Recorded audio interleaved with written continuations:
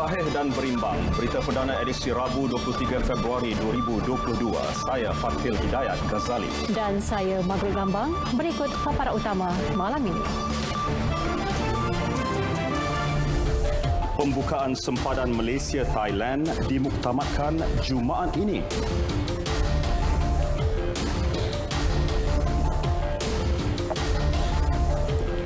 %93% laporan AEFI libat kes tidak serius.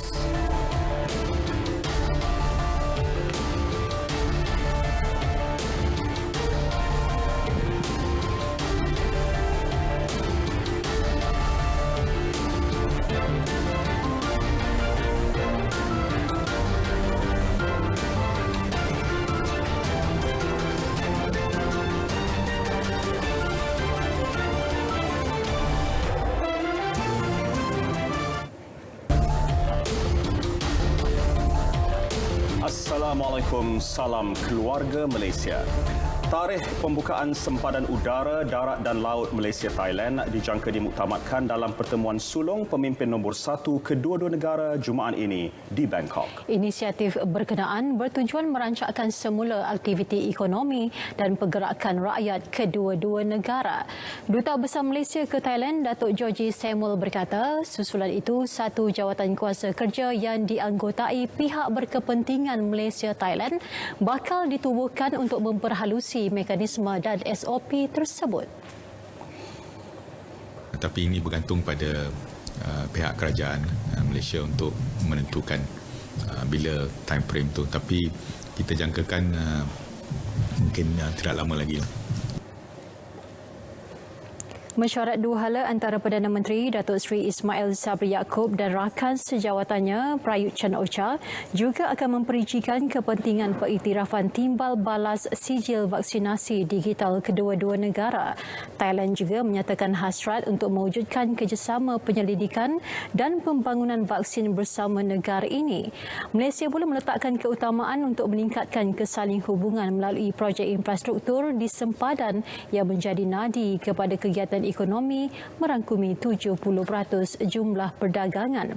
Meski dalam fasa pandemik, jumlah perdagangan dua hala Malaysia-Thailand mencatatkan peningkatan yang positif sebanyak 23% pada tahun 2021 iaitu RM97.97 bilion berbanding RM79.63 bilion pada tahun sebelumnya.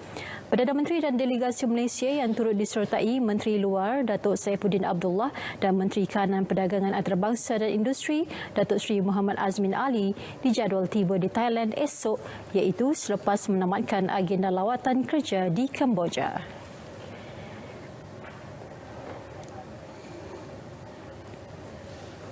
Perdana Menteri Datuk Seri Ismail Sabri Yaakob selamat tiba di Phnom Penh dalam rangka lawatan rasmi 2 hari ke Kemboja. Perincian lanjut mengenainya akan kami bawakan seketika nanti. Kumpulan individu tidak divaksin tanpa mengira usia paling berisiko dijangkiti COVID-19 kategori 4 dan 5 serta berdepan risiko kematian. Menurut Ketua Pengarah Kesihatan Tan Sri Dr. Nur Hisham Abdullah, keadaan itu dilihat menerusi data Kementerian Kesihatan KKM bagi setiap 100,000 populasi dalam tempoh 26 Januari hingga semalam. Tan Sri Dr. Nur Hisham dalam satu kenyataan media turut memaklumkan kumpulan individu yang telah menerima dos penggalak vaksin COVID-19 ialah yang paling terlindung daripada pandemik berkenaan. Ini berdasarkan jumlah kes yang lebih rendah dijangkiti COVID-19 yang serius dan kematian dalam kalangan penerima dos penggalak. Vaksin dos penggalak dapat memberikan perlindungan yang terbaik daripada kematian dan gejala serius COVID-19. Sementara itu, mengenai peratus penggunaan katil unit rawatan rapi ICU COVID-19 di hospital, 4 negeri menunjukkan peratusan pengisian melebihi 50%, iaitu Kelantan dengan 78%, diikuti Johor 69%, Kuala Lumpur 62% dan Melaka 54%. Dalam pada itu, 27,179 kes direkodkan semalam dengan 99.37% merupakan kes kategori 1 dan 2, manakala hanya 172 kes atau 0.63% merupakan kes dalam kategori 3, 4 dan 5. Sementara itu, keberkesanan vaksin dos penggalak dilihat mampu mengurangkan peningkatan kes jangkitan COVID-19 di Malaysia yang dicetuskan gelombang varian Omicron ketika ini. Menurut pakar Perubatan Kesihatan Awam bahagian perancangan KKM, Dr. Muhammad Fadli Khairi, lebih 60% populasi dewasa sudah menerima suntikan dos ketiga itu setakat ini. Varian Omicron ni dia beza dengan Delta sebab mutasi, sebab dia ada beberapa mutasi daripada susunan genetik dia menyebabkan dia lagi mudah tersebar misalnya, sebab tu kes dia lagi tinggi. Tapi dari segi simptom, dari segi gejala sendiri, kalau mereka itu dah menerima vaksinasi, kalau mereka dah menerima booster, maka gejala dia kurang teruk berbanding mereka yang langsung tidak menerima vaksinasi ataupun mereka yang tidak menerima booster. Tambah beliau, individu yang masih ragu-ragu untuk mengambil suntikan dos penggalak boleh membuat pemeriksaan tahap kesihatan dan berbincang dengan pegawai perubatan.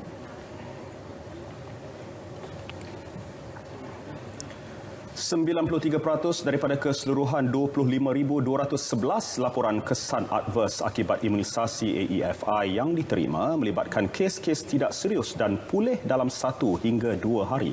Statistik itu bagi tempoh pelaksanaan program imunisasi COVID-19 kebangsaan PICK bermula pada 24 Februari 2021 sehingga 18 Februari 2022. Menurut Pengarah Bahagian Regulatori Farmasi Negara NPRA, Dr. Roshayati Muhammad Sani, terdapat 38 laporan melibatkan penerima kanak-kanak 5 hingga 11 tahun dan 1,186 laporan melibatkan penerima dos penggalak vaksin. Dan kadar pelaporan AFI melalui sistem AFI NPRA ini adalah secara keseluruhannya direkodkan pada 383 laporan per sejuta dos.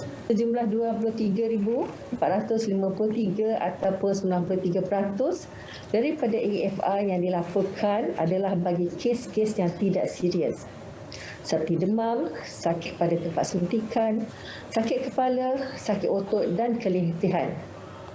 Ini adalah merupakan kesan adverse yang paling kerap dilaporkan oleh penerima vaksin. Kesan-kesan ini biasanya akan pulih dalam masa 1 ataupun 2 hari. Dan daripada keseluruhannya terdapat 1,758 laporan yang dikategorikan sebagai AEFI serius bersamaan kadar 27 laporan bagi setiap sejuta dos. Sementara itu, sebanyak 44 laporan AEFI melibatkan kematian direkod dalam kalangan penerima dos penggalak. 22 laporan daripadanya didapati tiada kaitan dengan vaksin yang diterima, manakala 22 lagi masih dalam siasatan. Beliau menyatakannya dalam sesi taklimat bersama media berhubung laporan AEFI vaksin COVID-19 secara maya hari ini. Pengambilan dos penggalak COVID-19 semasa kehamilan sememangnya selamat. Malah ia digalakkan sebagai perlindungan kepada ibu dan bayi, khususnya daripada jangkitan varian Omicron. Jelas pakar perunding kanan dan Ketua Jabatan Obstetrik dan Ginekologi Hospital Sungai Buloh, Dr. Norashikin Abdul Fuad, penggalak ialah jenis dos yang sama seperti dos pertama dan kedua selain tidak memudaratkan.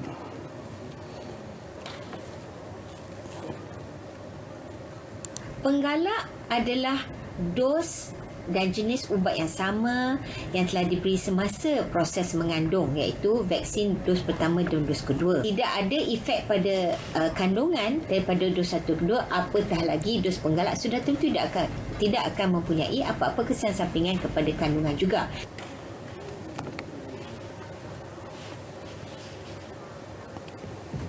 Sekarang ramai di kalangan ahli-ahli keluarga dan rakan-rakan kita yang positif COVID tetapi tidak mempunyai gejala yang serius.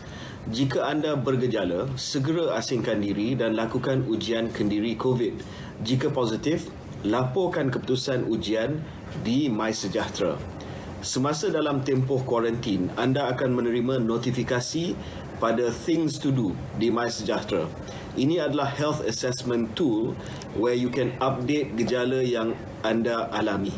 Sentiasa pantau gejala dan tahap kesihatan anda. Jika gejala bertambah serius seperti sukar bernafas, demam berpanjangan, sakit dada, hilang selera makan, sila hubungi atau terus ke fasiliti kesihatan terdekat. Terus amalkan TRIS dan pakai pelitup muka.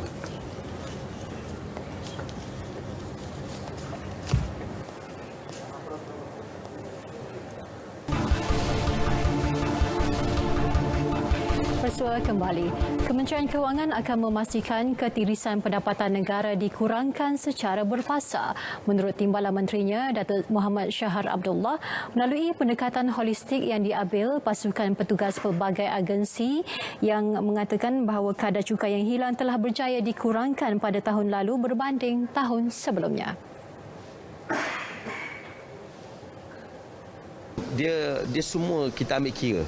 Dia bukan tertumpu satu perairan ke, daratan ke, atau kaedah macam mana. Pendekatan yang kita buat secara holistik. Kita juga adakan pendidikan tentang bahayanya rokok seduk, memastikan ketirisan negara ini dapat kita kurangkan berfasa-fasa lah. Dia mesti laku secara berfasa dan kita mesti lakukan tindakan yang proaktif berterusan. Beliau bercakap kepada pemberita selepas mengadakan lawatan kerja sempena jelajah pasca bajet 2022 di Pengkalan Hulu, Perak. Jelas beliau, hasil inisiatif diambil, nilai rampasan rokok seluduk menurun daripada 74.94 juta ringgit pada 2020 kepada 30.91 juta ringgit pada 2021. Tambahnya, kehilangan cukai akibat penyeludupan rokok juga menurun kepada 226.26 juta ringgit pada 2021 berbanding 691.9 juta ringgit pada 2020.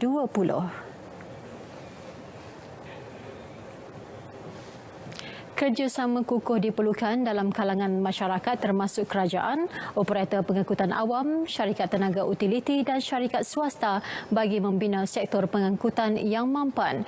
Menurut Timbalan Menteri Pengangkutan Datuk Henry Sum Agong, ke arah itu dasar pintar, peraturan baru dan teknologi perlu dipromosi dan dilaksanakan bagi meningkatkan penyelesaian terhadap sebarang isu berkaitan. Kerjasama kukuh disebut diangkat menerusi nilai keluarga Malaysia yang mementingkan inklusiviti ke arah masyarakat yang saksama.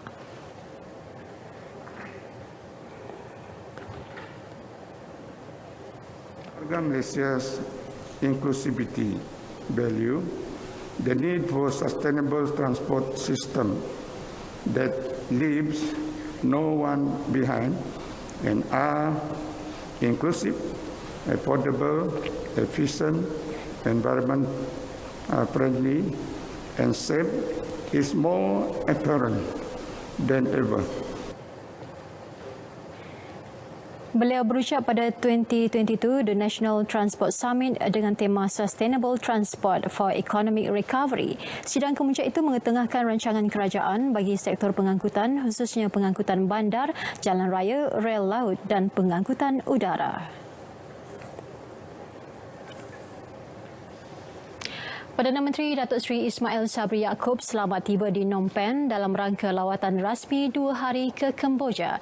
Pesawat khas yang membawa Perdana Menteri bersama delegasi mendarat di lapangan terbang antarabangsa Phnom Penh kira-kira pukul 4.20 petang waktu tempatan.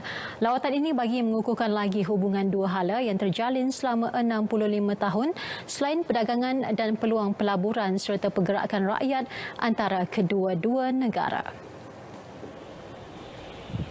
Ketibaan Perdana Menteri serta delegasi disambut oleh Menteri Kanan di Jabatan Perdana Menteri, Datuk Dr. Osman Hassan sebagai mewakili Kerajaan Kemboja, Duta Besar Malaysia ke Kemboja Eldin Husaini Muhammad Hashim serta pegawai-pegawai Kanan Kerajaan.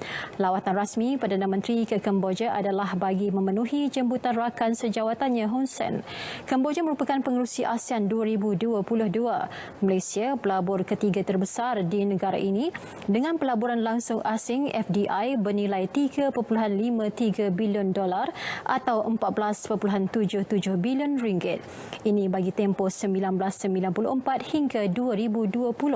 Antara sektor terlibat antaranya perbankan, telekomunikasi dan penjaraan kuasa. Esok, Perdana Menteri akan menerima sambutan rasmi di Istana Keamanan Phnom Penh dengan nyanyian lagu kebangsaan kedua-dua negara. Diikuti pertemuan empat mata dengan Hun Sen sebelum mengadakan sidang media bersama. Perdana Menteri juga dijadual menghadiri majlis mengadap Raja Kemboja Baginda Norodom Sihamoni di Istana Negara.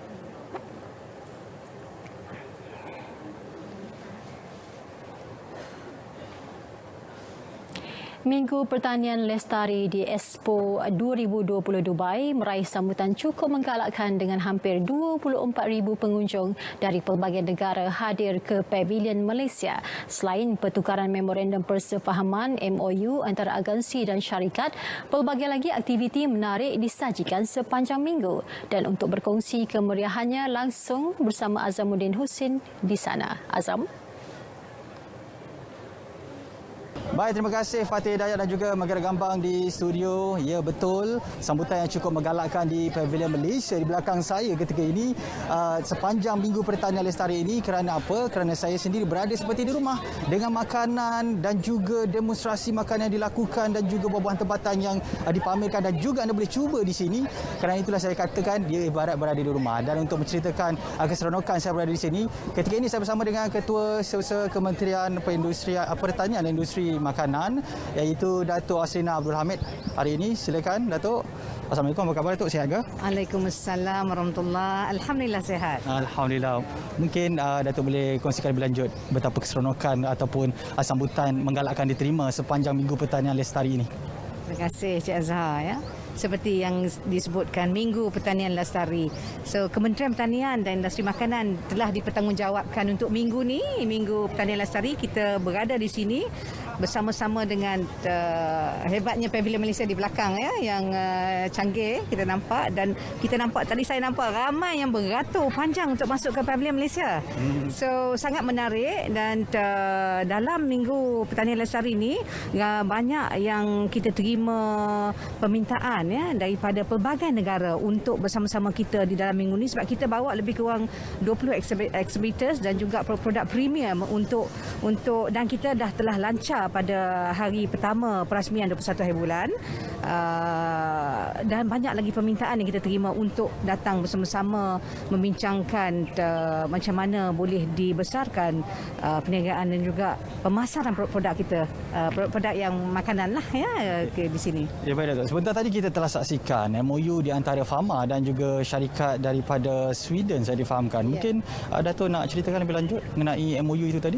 Ya, kalau ikut MOU tu Cik Azhar, kita dah bermula daripada 21, dah ada 8. Hari ini kita telah menangani 2. Jadi hari ini sahaja adalah merupakan produk yang berasaskan plant based produk vegan yang akan dipasarkan di Sweden ya, antara syarikat daripada Malaysia Sunfresh dan Berhad dan syarikat Sweden yang mana dalam masa sebulan 2 ni akan dipasarkan terus ke Sweden, yang memberi pulangan kepada Malaysia lebih kurang 100 juta setahun ya.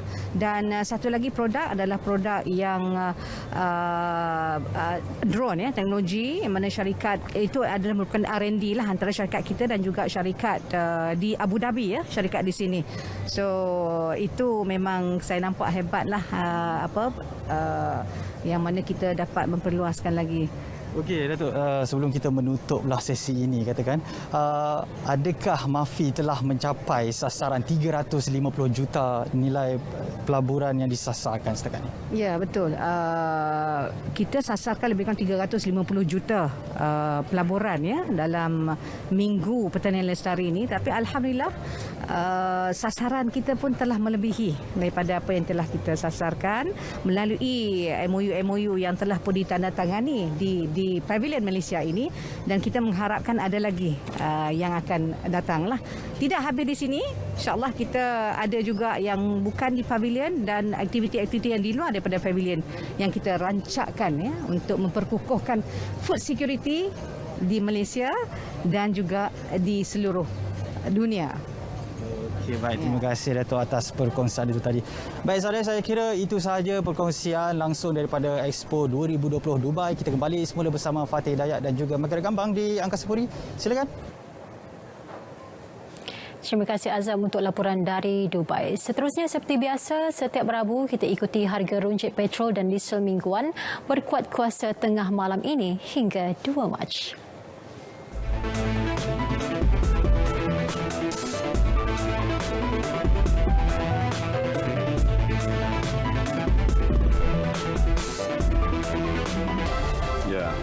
Kita berbangga RTM, rakan penyiar Unify Liga Malaysia. Ya, untuk perinciannya kita bersama dengan rakan penyampai edisi Sukan Syairul Islam. Silakan. Baik. Barisan kejurulatihan Harimau Melaya makin mantap. Atlet dan Persatuan Sukan Kebangsaan tarik nafas lega.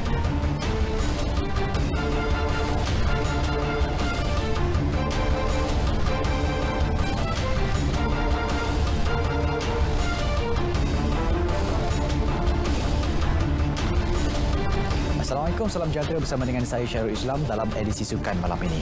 Kerancakan Liga Malaysia musim ini bakal dirasai semua peminat bola sepak tempatan menerusi pelancaran RTM selaku rakan penyiar Unify Liga Malaysia 2022. Ini bermakna RTM akan menyiarkan lebih 44 perlawanan tumpuan secara langsung bermula 4 Mac ini.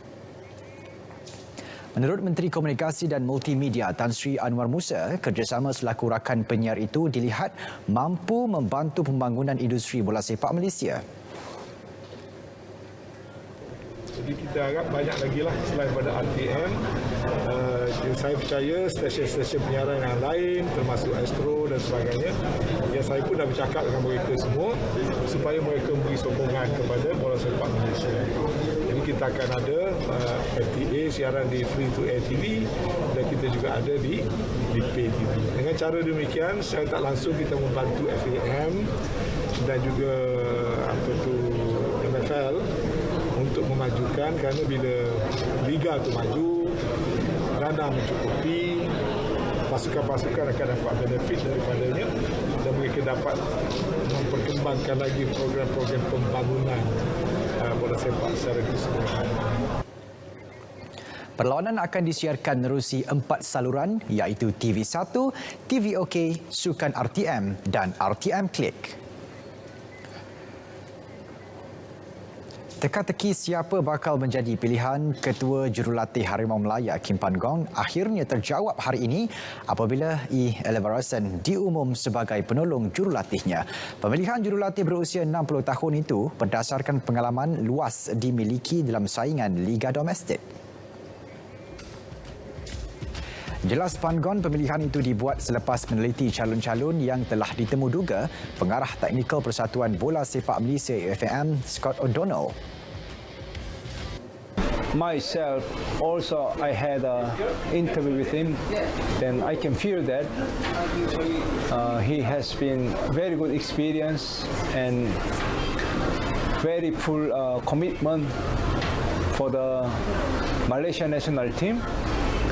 I believe Ella can help me to develop a Malaysia national team up to next level.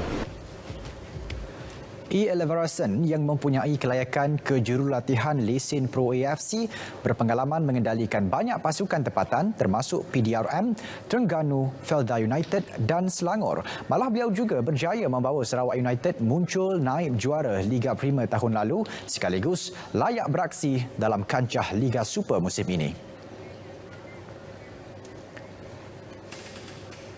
Tiada apa yang lebih menggembirakan para atlet dan Persatuan Sukan Kebangsaan selain pengumuman program podium kini diteruskan.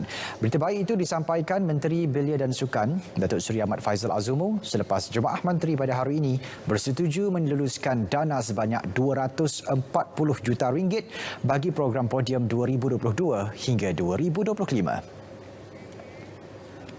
Menurut Datuk Seri Ahmad Faizal, peruntukan itu akan dibahagikan sebanyak 60 juta setahun dan ia sekaligus dapat meneruskan hasrat kerajaan melahirkan atlet berprestasi tinggi. Jemaah Menteri juga telah bersetuju supaya satu butiran projek baru diwujudkan bagi program podium di bawah Peruntukan Pembangunan Rancangan Malaysia ke-12 RMK-12. Perkara ini akan disusuli dengan unit perancang ekonomi Jabatan Perdana Menteri. Jelas Datuk Seri Ahmad Faizal, jumlah atlet dan jenis sukan yang akan dimasukkan dalam program podium akan ditentukan kemudian. Program podium sebelum ini tamat selepas berakhirnya Tamasya Olimpik dan Paralimpik Tokyo tahun lalu.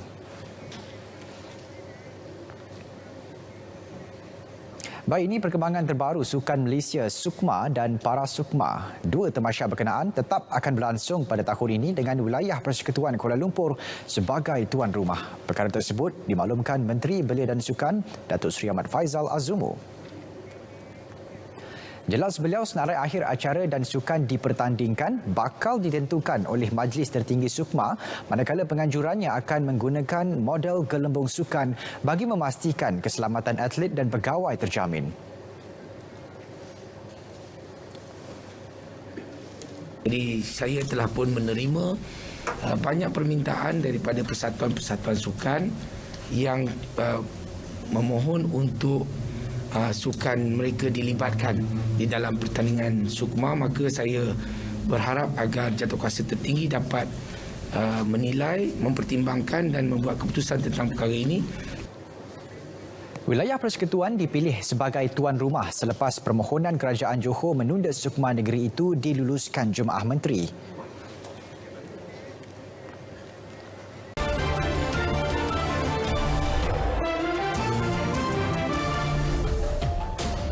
Ya, Mac. Kalau kita dah sayangkan seseorang atau apa sajalah, kita akan sanggup lakukan apa saja.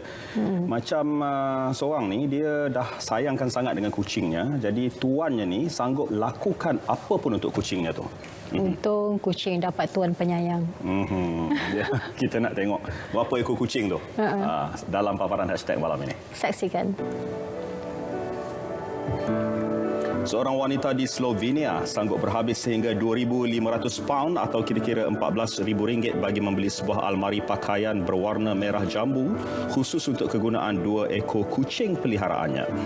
Andreha Verscharge merias kucing Parsi miliknya yang dinamakan sebagai Lily dan Kali agar kedua-dua haiwan itu kelihatan hebat. Almari pakaian milik kedua-dua ekor kucing itu kini mempunyai lebih 150 helai pakaian dan 200 ribbon kepala yang berwarna-warni. Ini pula aksi seekor gajah yang bagaikan telah putus asa mengejutkan anaknya. Video ini dikongsikan seorang pengguna Twitter, Iskandar Arifin. Jelas kelihatan ibu gajah sedang mengejutkan anaknya berkali-kali sebelum memanggil penjaga zoo untuk membantunya. Video ini mendapat lebih 600,000 tontonan warga maya.